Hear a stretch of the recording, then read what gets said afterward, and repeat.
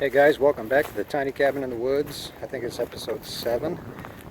Might be 8, I'm not really sure. But had a lot going on. Get that sun out of your face. Haven't worked a whole lot on the cabin. I mean, I got quite a bit done over the past. I think it's been about, I don't know, 3 weeks, maybe a month since I worked on it. I did a little bit here and there. I didn't video. It just takes too much time to do that. So I finished up a little bit of siding today, but for the past month what we've been having going on is cutting trees down, because after I had this cabin going and I started looking up in the canopy, these trees are tall. These are 60 to 80 foot tall trees. I'm not really sure what kind of trees these things are. I've searched and searched and searched and I just can't figure it out. But yeah, these are some tall trees, and I've had about 5 of them that are leaning towards the cabin. So I had my brother come out, and over the past couple weekends we've been cutting those things down. So we got plenty of firewood. I got this whole stack. I got 2 full stacks up in front of the cabin. I got tons of firewood. So yeah, we got this all cleared out. This is all some big trees here. Here's one of them here. We cut that off. This guy here, he's leaning to the east. So if it falls, he's good. All the rest of these are good. If they fall, they're not going to come towards this way. I do have a couple dead ones that need to come down yet. But yeah, we got this thing cut down. We got this one over here cut down, like 2 or 3 over there cut down. And like I said, these things are tall. They're real straight too. So I saved a couple boards. But yeah, you can see how tall these trees are. They are just ginormous trees. So yeah, we got all this cleared out back here. Back here you can see I got winter rye. I planted that last year, and it's coming up real nice this year. So I planted that for the deer. Got my deer stand right there, but I probably won't even hunt back here. It's more enjoyable just to watch them sometimes. So here you can see I saved a couple pieces here. These are 12 footers. That one right there is about an 8-foot piece, but these are 12 foot long. I saved those. But I got 2 full stacks and a huge pile over here. There's a huge pile here. And we got 2 full rows. That's 18 foot long and about 4 foot high. So yeah, we got a lot of firewood.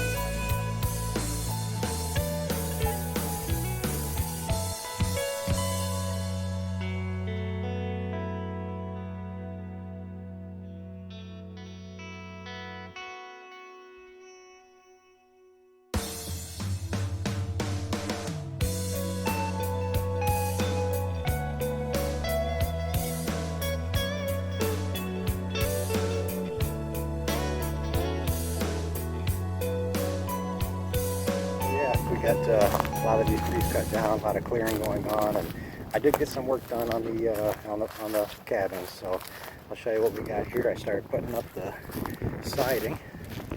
Back here, I went ahead with the brown. That's what they had in stock, so that's what I grabbed. I didn't want to do any special order.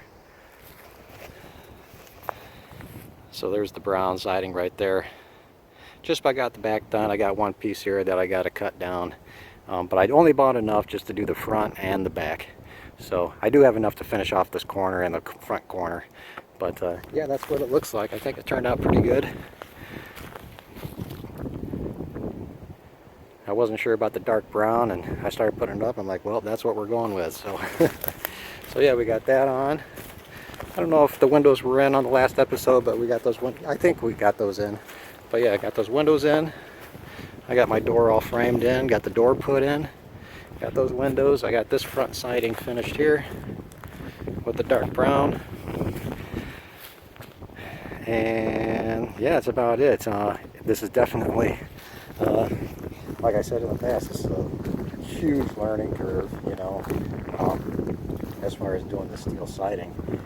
I had a huge problem right here. This was one piece right here. I had the window cut out on one side of the sheeting, and then a piece in the middle, all one piece, and then I had a cut out on this side. With my J trim and everything, it's impossible to put that in there, so I'm not really sure how guys that build pole barns do it, you know.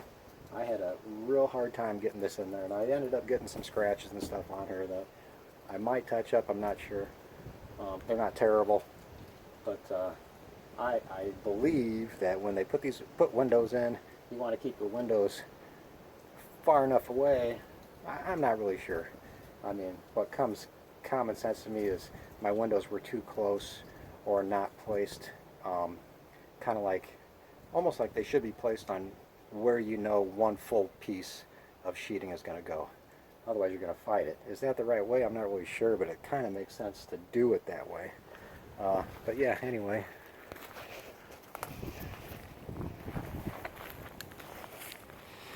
Yeah, we got that all in there.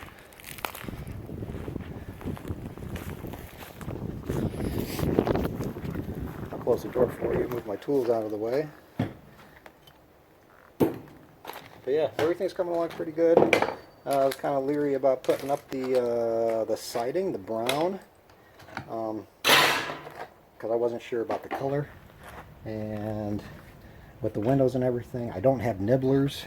That's a tool that you gotta have when you do steel siding. I have hand shears and I have electric shears, and they work good for ripping stuff down, but when you go to make those turns, especially going over the ribs of the steel siding, you gotta have nibblers. It's just a pain in the butt to do it by hand, and then it leaves it sharp. It seems like when I use the electric shears, it's still sharp. You gotta wear gloves, but it's not as bad as if you're cutting it with hand shears or what have you. So right there, we got the door closed.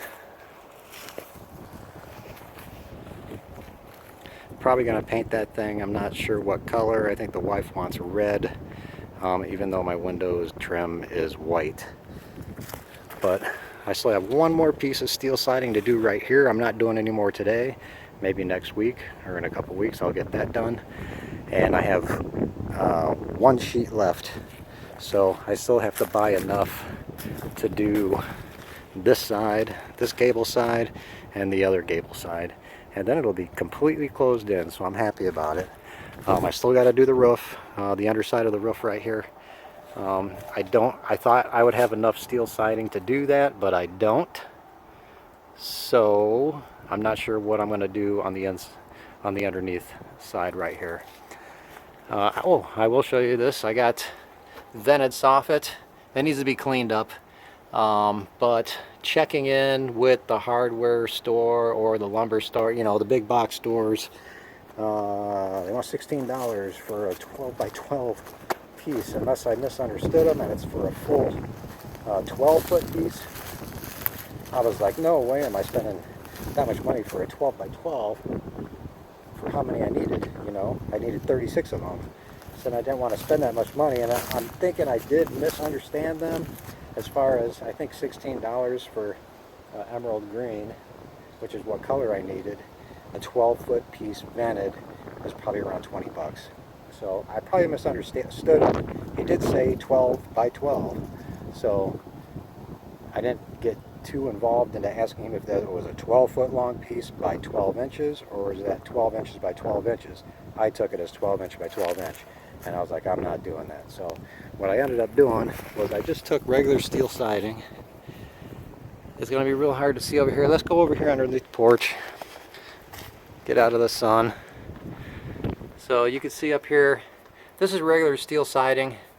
Look at that, I got some footprints on my wall. I got to clean that off. Anyway, that's regular steel siding right there. And I cut these 12 inches long by whatever length they are, 38 inches. And I took my grinder, and every 1 inch I cut vents in there in between each rib. So I'm trying to focus in on that. It needs to be wiped off because I do have some grind marks, or just from the dust from cutting the steel. So you can see how that goes up in there. And that worked out pretty good because I had the steel left over. So I kind of like that I did make that, and saved me, you know, some money. Whether it be $40 or whether it be $200, I did save some money. And need to wipe this thing down. But yeah, that turned out pretty good. What I did do is I bought some pet screening, and it's real thick, heavy duty pet screen wire. And on the underneath side of the eave, before I did the steel, I put that pet screen in there and I cut it and stapled it in real nice. And then I put my soffit up there. That way just keep the bugs from coming inside the building. So that's what we got going on. Quick update, quick little video on putting up some siding. And that's it. Coming along pretty good. Hopefully in a month or so we'll have all the steel sheets up on the walls, and eventually we'll start working on the inside. I haven't decided on whether I'm doing a wood burner on the inside or if I'm just going to get a propane tank that mounts to the outside of the cabin and then get a vented propane heater for the inside. We're not going to be in here very much in the winter time, but when we are, it would be nice just to be able to turn on that propane heater and heat it up right away instead of waiting for the wood burner to get the thing heated up, and then you have to worry about it getting too hot. So you can set your thermostat on a propane heater, but you can't set your thermostat on a wood burner. So I haven't decided what I'm going to do. If I do a wood burner, I'm going to build it myself and put it in there, and the stack will go up on the inside for all the heat, and then up here on the top it's going to come out and then go up above the roof right there. So let me know what you guys think if I should do a wood burner, a propane heater, and I mean that'll be in a much later time, but yeah, that's what we got going on. So hope you guys like the video. Like I said, it's just an update, keep you guys posted on what's going on. Got some stuff done, got some more stuff coming up to get that finished. So yeah, it's coming along. So thanks a lot for watching the video, and like it, subscribe it, share it, and if you know someone that likes building cabins and you think my videos are interesting, let them know. So that's it, and thanks for watching, and I'll catch you guys on the next one. Thanks a lot.